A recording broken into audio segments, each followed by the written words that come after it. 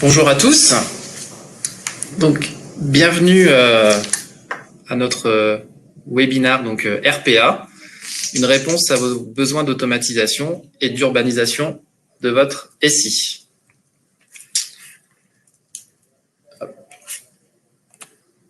Donc, qu'est-ce que la RPA? Donc, la RPA, en fait, la définition, c'est la Robotic Process Automation ou automatisation des processus par la robotisation. Pour réaliser cette présentation, donc nous sommes 3 personnes aujourd'hui. Donc Baptiste Gerbeau, chef de projet sur la partie RPA. Bonjour. Hervé Chavas, responsable de notre activité capture et robotisation. Bonjour. Et donc moi, Jérôme Marcelot, business developer, qui a notamment pour mission de venir accompagner Hervé sur son pôle d'activité. Donc aujourd'hui, ce que nous vous proposons d'aborder, donc la session, elle va être en différentes étapes. Donc la première, ça va être bien sûr une petite présentation d'Atoll conseil et développement. Nous enchaînerons ensuite sur une présentation de qu'est-ce que la RPA aujourd'hui et ses champs d'application.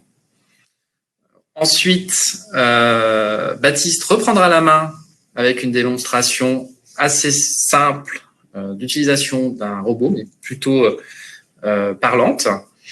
On vous montrera ensuite comment nous avons designé ce robot, toujours réalisé par Baptiste.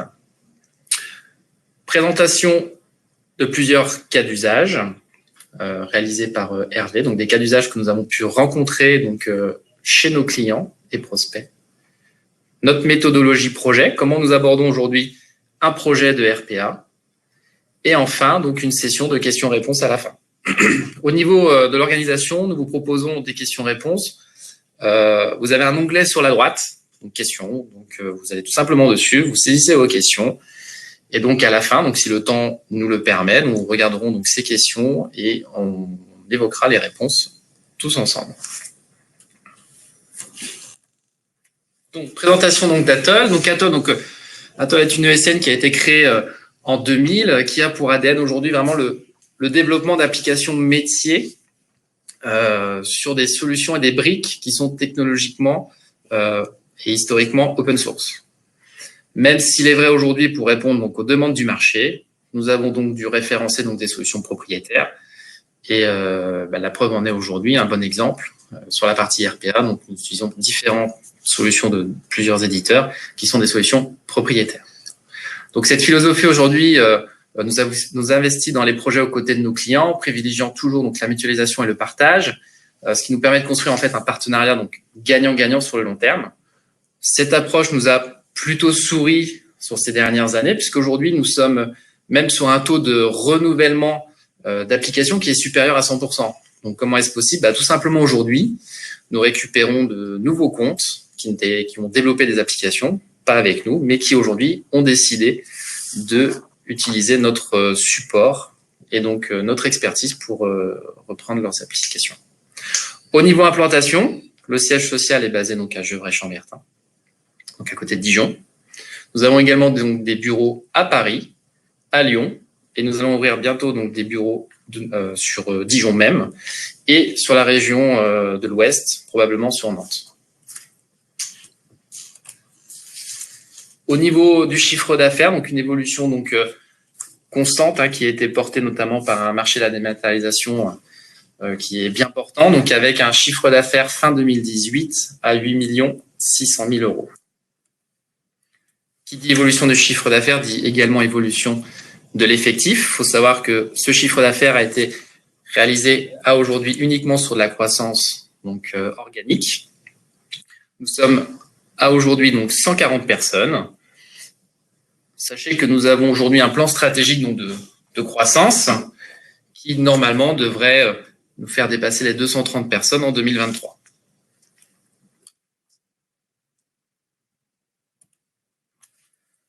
Nos différents pôles d'activité aujourd'hui, on retrouve 5 grands pôles d'activité.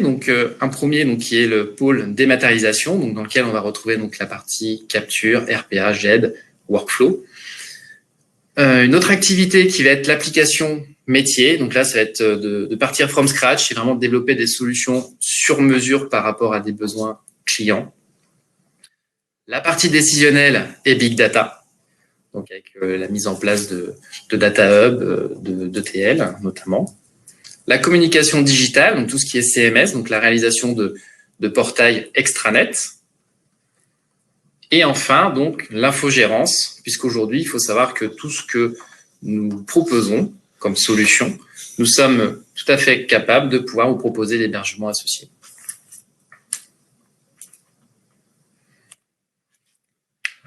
Au niveau de notre approche, ça fait partie également de notre ADN, donc vraiment cette gestion de la data. Donc aujourd'hui, dès lors qu'on initie un projet avec un client existant ou un nouveau client, on fait toujours une cartographie tout simplement de la data aujourd'hui, où est-ce qu'elle se trouve, comment est-elle exploitée. L'objectif, c'est toujours de mettre en place des solutions qui seront le plus interopérables possible derrière pour que vous puissiez réutiliser vos données non seulement à l'instant T, une fois qu'elles ont été retraitées, mais également, même si vous n'avez pas besoin de suite, qu'elles soient tout à fait disponibles pour être utilisées à moyen ou long terme. Donc, ce sont des applications donc également qui sont orientées sur toujours l'ergonomie. Aujourd'hui, on a développé une méthodologie bien spécifique. C'est bien beau d'avoir une solution qui récupère toutes ces informations et qui saura les exploiter. Si derrière, on n'a pas une adhésion des utilisateurs, l'application a peu de chances de réussir. Et aujourd'hui, c'est ce qui fait également notre succès. Au vu des personnes aujourd'hui présentes dans ce webinaire, nous avons souhaité faire un petit focus également sur la partie secteur public. Sachez qu'aujourd'hui, Atoll utilise fréquemment la solution Alfresco. On a été notamment élu public secteur partenaire en 2018 et 2019. Donc aujourd'hui, on utilise la technologie d'Alfresco comme jet transverse. Et notre particularité, c'est vraiment d'utiliser ce socle de cet éditeur, mais d'avoir capitalisé sur ces dernières années pour pouvoir créer des modules métiers ou fonctionnels spécifiques qui vont vous parler si vous les voyez à l'écran. Et aujourd'hui, lorsqu'on va proposer nos solutions, on va utiliser l'Alfresco, mais on va dire, on vous propose un module de gestion des factures, donc de services faits, etc., etc. Et ça, c'est ce qui fait aujourd'hui également notre succès. Je passe la main maintenant à Hervé sur la partie RPA. Merci Jérôme. On va vous présenter la RPA en différents points. On va commencer par l'introduction, les différents concepts et puis l'écosystème lié à la RPA en quelques slides et on basculera très rapidement sur la démonstration. La RPA, sa fonction principale, c'est de mimer et remplacer les actions d'un opérateur, d'un agent. Et on entend par action les clics que fait un opérateur, les actions de saisie, les actions de ressaisie, tout ce qui est lié à des tâches manuelles. C'est sa principale fonction. On appelle ça un robot ou un assistant virtuel plutôt dans le langage courant. Les avantages que propose la RPA sont principalement d'éliminer tout ce qui est tâches manuelles, redondantes, répétitives, très souvent liées à des problématiques de saisie, de ressaisie, de vérification de données. Dès lors que les entrées et les documents ou les données entrantes sont fiables, le robot forcément les fonds transités, les transfère de façon sécurisée et fiable, bien plus que pourrait le faire un opérateur. Donc un avantage certain. Beaucoup d'intérêt par rapport à l'acquisition de données, que ce soit en collecte de données, alors que ce soit multisource ou multiformat. On verra des exemples tout à l'heure. Beaucoup de demandes liées à la RPA sur l'interopérabilité entre les systèmes. On a aussi des cas d'usage à vous présenter dans ce domaine-là. Et un des gros avantages de la RPA, c'est que le robot tourne 24 heures sur 24, 7 jours sur 7, avec des systèmes de planification, de monitoring de robots qui permettent de le faire. Il faut savoir qu'avec ces logiciels, le développement, le codage n'est pas nécessaire. Voilà, donc ce sont des logiciels qui passent par les interfaces des logiciels et qui ne nécessitent pas de faire du développement, plus que ça.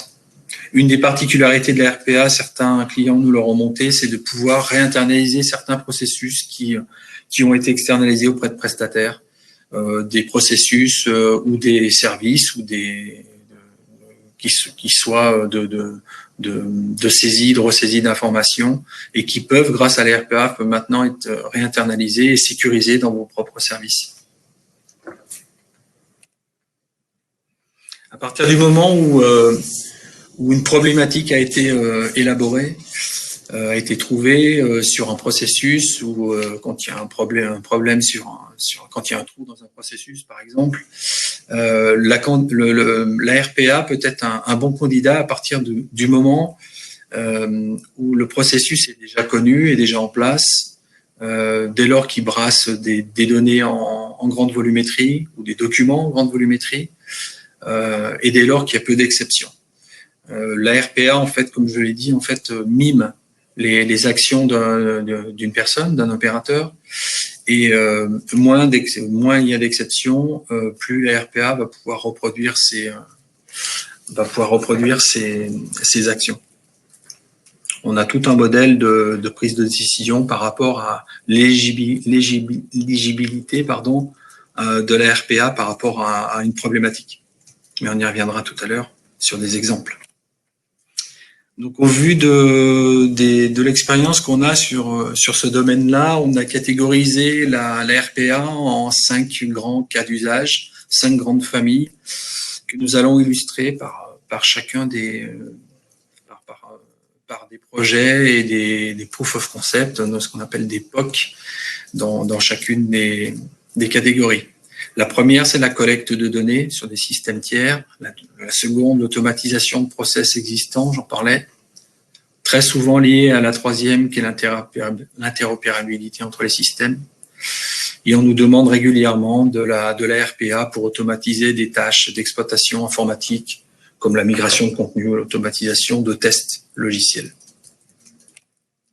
Représenté sur le schéma, les différentes possibilités de RPA au sein d'un système d'information qui est représenté en pointillé, avec des process métiers qui peuvent être opérés soit via des modules Alfresco, comme disait Jérôme tout à l'heure, soit par du BPM pur. Donc dès lors qu'il y a des process à automatiser, la RPA peut se positionner à cet endroit. Ou l'interop entre les process métiers, les applications métiers ou la chaîne transverse, et illustrer aussi la collecte de données avec les systèmes tiers, que ce soit des portails externes, que ce soit des portails liés à des problématiques gouvernementales ou de santé. On illustrera ces cas de figure-là sur le portail de la CNSA tout à l'heure. À la RPA, on peut adjoindre certaines autres technologies, comme la reconnaissance ou la lecture automatique de documents.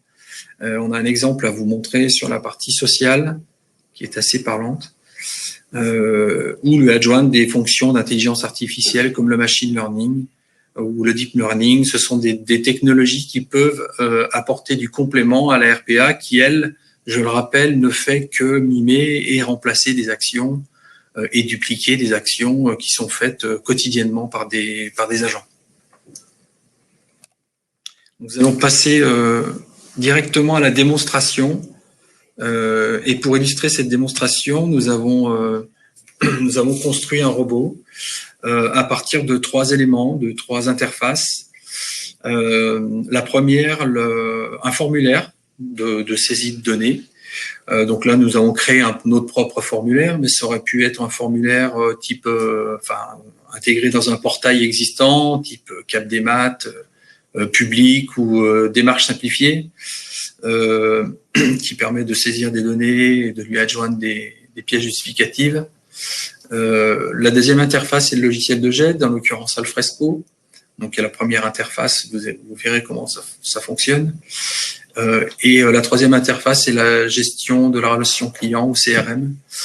Et l'idée, en fait, c'est d'automatiser la création de contacts et d'affaires projets via la RPA, puisqu'aucun automatisme n'existe entre ces trois systèmes. Aucun connecteur, aucune API, aucune possibilité d'appel via des web services n'est possible.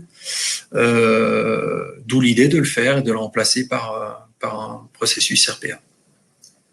Je vais passer la main à Baptiste qui va vous montrer le robot. Merci Hervé.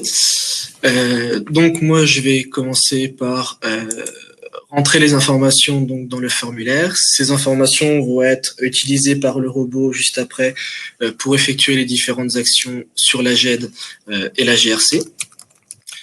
Au niveau du formulaire, on va retrouver des informations comme le nom, le prénom, une adresse email, le sujet, enfin la société dans laquelle on est, et le sujet de la demande ainsi qu'une description. Donc là, on va rentrer des informations. Donc là, par le biais d'un formulaire, mais ça pourrait être aussi d'autres supports. On va choisir un fichier donc PDF qu'on va ajouter à notre demande et valider donc notre demande. Ces informations vont être mises dans un repository sur lequel le robot a accès et il va pouvoir aller récupérer les informations donc, dans ce repository afin de les extraire et de les utiliser dans le process qui va suivre. Donc maintenant que j'ai préparé mes informations et mes données, je vais donc exécuter le robot. Le robot va dans un premier temps se connecter à la GED avec les informations de connexion d'un compte. Il va ensuite se positionner sur le répertoire où il va créer le dossier que nous venons avec les informations que nous venons de rentrer dans le formulaire. Il va ensuite donc ouvrir, comme vous voyez, le dossier que nous avons créé et ajouter la pièce jointe que nous avons mise dans le formulaire tout à l'heure. Donc là, il va rechercher où se situe la pièce jointe et il va l'ajouter. Il va par la suite ouvrir la GRC, de la même manière que la GED se connecter, donc avec des informations de connexion. La première chose qu'il va faire, c'est créer le contact avec des infos que nous avons rentrées tout à l'heure, donc le nom, le prénom, l'adresse email. Il va configurer le compte, donc avec des informations, des configurations qu'on lui a données. Et une fois que le compte est créé, il va créer l'affaire, donc ajouter le nom de l'affaire, ajouter une description. Là, actuellement, il va ajouter le contact que nous venons de créer juste avant. Et il va mettre un lien pour l'espace documentaire, donc le lien où se situe le fichier PDF que nous avons ajouté sur la GED. Donc là, le robot a terminé le processus. Donc, si je vais sur la GRC, vous allez pouvoir observer donc ici dans la partie contact que le contact a bien été créé avec donc les différentes informations que nous lui avons demandé d'ajouter. Donc là, nous avons l'adresse email, le nom, le prénom. Nous avons assigné certains paramétrages. Ensuite, dans l'affaire, nous allons retrouver l'affaire que nous avons créée juste avant.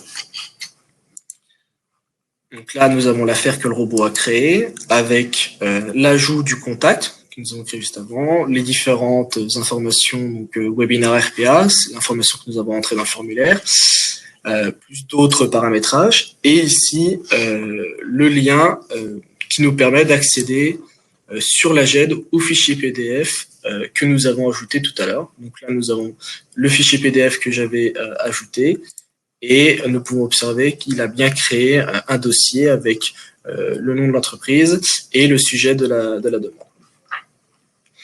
Donc, ça, c'était donc le process que le robot vient d'effectuer.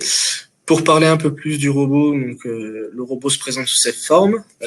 Nous avons ici au centre l'IHM de développement du robot.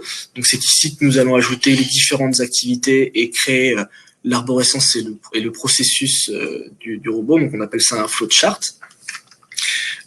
Sur la gauche, vous allez retrouver un volet qui nous permet donc sur cet onglet-là de rechercher des activités. Donc par exemple, si je veux utiliser un fichier CSV, je peux rechercher une activité et utiliser des activités qui sont mises à disposition. On a aussi le volet projet qui nous permet d'observer l'arborescence du projet. Sur la droite, nous allons avoir le volet de propriété. Donc sur chaque activité, lorsque nous allons cliquer dessus, nous avons un volet de propriété qui s'ouvre et nous pouvons paramétrer l'activité en question. Donc, ce volet est différent en fonction de l'activité que nous utilisons. Sur la partie base de l'interface, nous allons avoir donc la sortie, donc la partie log du robot, et ici des volets variables qui sont en fait le volet où je vais pouvoir créer mes variables et mes arguments. Donc ce sont des variables qui sont utilisées dans le robot et avec lesquelles on va pouvoir transmettre des informations ou extraire des informations. Au niveau du process, pour vous présenter dans le robot les grandes lignes de process, nous avons donc cette activité ici qui nous permet d'aller dans le dossier repository et récupérer le fichier CSV qui contient nos informations créées lors de la saisie sur le formulaire. Nous allons avoir les activités qui nous permettent donc d'ouvrir la GED et de se connecter à la GED. Ici, ce sont toutes les activités qui nous ont permis donc d'extraire les différentes informations du fichier CSV et de les stocker dans des variables qui vont être utilisées donc par la suite lors des actions sur les sites. Donc là, par exemple, nous avons la navigation au travers de la GED qui nous permet de nous positionner dans le bon espace documentaire et dans le bon répertoire. Les actions qui vont nous permettre de créer le dossier avec, comme vous pouvez le voir ici, les informations que nous avons extraites et stockées dans des variables du fichier CSV. Ensuite, nous avons donc la partie qui nous permet de naviguer pour ajouter un fichier au dossier et la partie qui nous permet de naviguer dans notre système d'exploitation Windows pour aller récupérer dans le dossier le PDF en question. Une fois que nous avons fait ça, donc nous avons la partie sur la GRC. Donc pareil, de la même manière que la GED, nous avons les activités de connexion à la GRC. S'ensuit donc les activités qui nous permettent de créer le contact dans la GRC. Donc là, pareil, on va réutiliser nos variables qui contiennent les informations extraites du fichier CSV. Plus d'autres activités, donc des activités dites clic. Donc qu'on a utilisé pour paramétrer le contact. Et nous avons ensuite les activités qui nous permettent de créer l'affaire, toujours pareil en réutilisant des données stockées dans nos variables. On utilise aussi donc des activités de sélection pour paramétrer l'affaire et pour ajouter notre contact précédemment créé. Et enregistrer, donc dans cette activité ici, enregistrer l'affaire. Donc voilà pour la partie robot et présentation de son interface de développement. Maintenant. Merci Baptiste. Donc vous avez bien vu la première partie qui était à partir du moment où Baptiste a appuyé sur Play, le robot a fait le processus en automatique. Ce qu'il faut savoir sur ce robot, c'est qu'il est articulé autour de une problématique d'interopérabilité entre les systèmes, mais aussi d'automatisation d'un processus qui existait manuellement, et notamment chez nous en interne chez Atoll. Donc on l'a reproduit pour pouvoir automatiser ces tâches-là, et c'est un robot qui a été fait en une journée. Enfin, ce processus a été automatisé en une journée de paramétrage. Alors on l'a pas robustifié, il ne gère pas il n'y a pas de règles de gestion sur l'arborescence, sur les nommages, sur la gestion des doublons, tout ça, ça n'a pas été intégré dans le dans le process, mais en une journée, voilà ce qu'on a pu faire sur ce traitement.